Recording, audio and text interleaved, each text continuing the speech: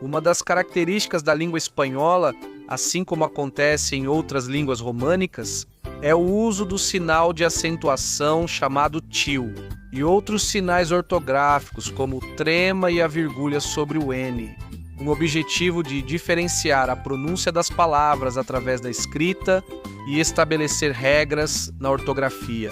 Por isso, preparem-se para aprender o uso dos sinais ortográficos do espanhol.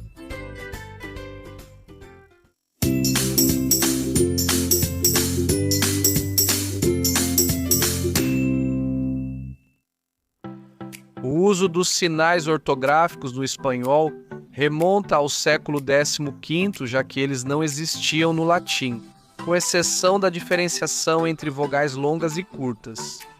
Acredita-se que esse uso foi influenciado pelo italiano, que foi o precursor do uso desses sinais, muito provavelmente por influência do grego, onde o uso do acento circunflexo e do acento grave era amplamente difundido. Eles foram desaparecendo rapidamente e apenas o acento agudo, também chamado de til, sobreviveu, sendo regulado pela Real Academia Espanhola desde sua fundação em 1713. Vamos começar falando sobre o til e suas regras atualmente. O til tem principalmente dois usos. Por um lado, é usado para determinar o acento tônico de uma palavra, ou seja, indica a sílaba que tem maior intensidade na pronúncia. E isso é feito colocando um acento agudo, que é um traço oblíquo sobre a vogal dessa sílaba.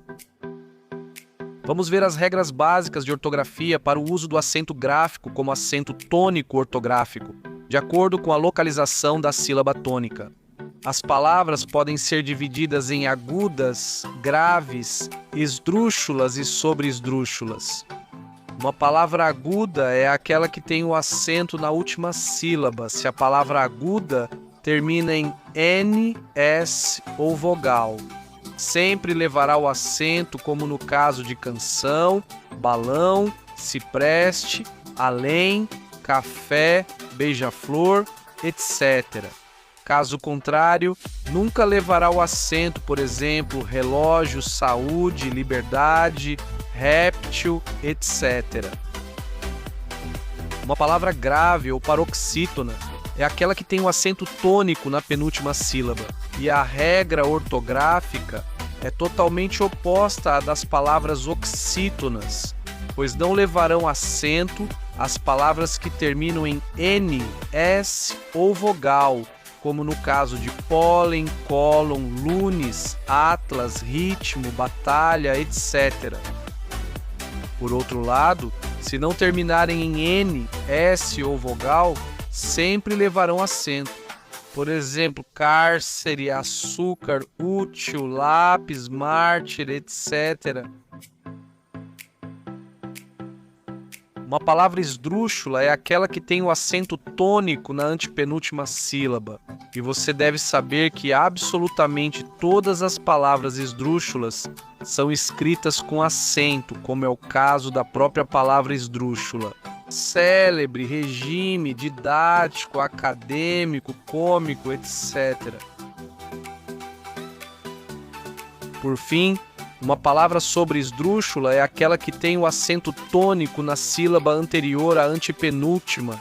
E assim como no caso das palavras esdrúxulas, elas sempre levam acento. Como exemplo dessas palavras temos democraticamente, democraticamente, dificilmente, leve-o, conte-me, etc. O segundo uso do acento no idioma espanhol é para determinar o acento diacrítico de uma palavra, especialmente monossilábica, e que tem a finalidade de diferenciar o significado dessa palavra em relação a outra que se escreve exatamente igual.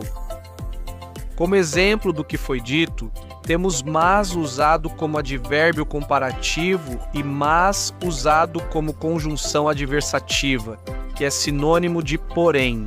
Mas, por exemplo, o avião é o meio de transporte mais seguro. E Carlos queria ir à igreja, mas não para rezar. Outro exemplo do uso do acento como acento diacrítico é no caso de sim, que expressa afirmação ou confirmação, e se, que é uma conjunção condicional. Por exemplo, você quer ir ao parque? Sim, quero, claro. E você não poderá ingressar nesta universidade se não passar no exame de admissão. Mais um exemplo é o caso de ele, que é o pronome pessoal de terceira pessoa do masculino, e o ele, que é o artigo definido masculino singular. Por exemplo, ele é especialista em artes marciais.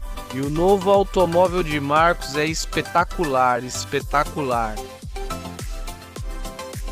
Como último exemplo do uso do acento diacrítico, temos chá, que é uma bebida resultante da infusão das folhas do arbusto do chá, e ti, que é o pronome de segunda pessoa do singular. Por exemplo, minha bebida favorita é o chá verde.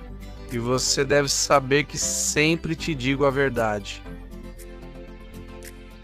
A diérese. A Real Academia Espanhola a define como um sinal ortográfico auxiliar, também chamado de trema, representado por dois pontos que são colocados horizontalmente sobre a vogal a qual afetam. A origem desses dois pontos remonta à antiguidade. O próprio nome diérese vem do latim diéresis, que por sua vez deriva do grego e significa divisão ou separação. Na língua espanhola, ela é usada somente sobre a letra U e única e exclusivamente nas sílabas G e GI.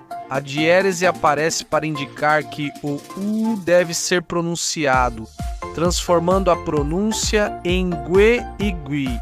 Como exemplos de palavras que usam a diérese temos bilíngue, escoadouro, linguística, pinguim, ambiguidade, unguento, cegonha, vergonha, etc. Agora vamos ver o último e mais icônico símbolo ortográfico do espanhol, a virgulilha sobre o N, ou mais conhecida como a ñ. Essa letra entrou oficialmente no dicionário da Real Academia Espanhola no ano de 1803, mas sua origem remonta a quase 1000 anos atrás, na Idade Média. No latim não existia nem a letra nem o som correspondente ao NH, mas à medida que essa língua evoluiu e começaram a surgir as línguas românicas como o castelhano, o francês ou o italiano, apareceu esse som nasal, ou seja, o ar sai pelo nariz, e palatal, que significa que ao pronunciá-lo, o dorso da língua se apoia contra o palato. Como não existia no alfabeto latino, os escribas tiveram que inventar formas de reproduzir esse som nos textos das línguas românicas. Assim, desde o século IX, os monges copistas da Península Ibérica começaram a transcrever o som do NH como um duplo N, cana, ano, dona, e posteriormente começaram a abreviar essa forma deixando apenas um N e colocando uma vírgula em cima. Ou seja, esse chapeuzinho tão característico do NH com o objetivo de economizar pergaminho e facilitar o trabalho árduo. Além disso, o uso de abreviações era muito comum na época. Durante o século XIV, o uso do NH se espalhou por todo o reino espanhol, e Antônio de Nebrija incluiu na gramática de 1492 a primeira da língua castelhana, e desde então, essa letra faz parte integrante do idioma, e exemplos do seu uso são as palavras montanha, anho, aranha, antanho, castanhola, etc. E isso é tudo por hoje. Se você gostou deste vídeo, não se esqueça de dar like e se inscrever neste canal. Te convido também a ativar o sininho para ser avisado quando houver um novo vídeo. Até logo, até logo.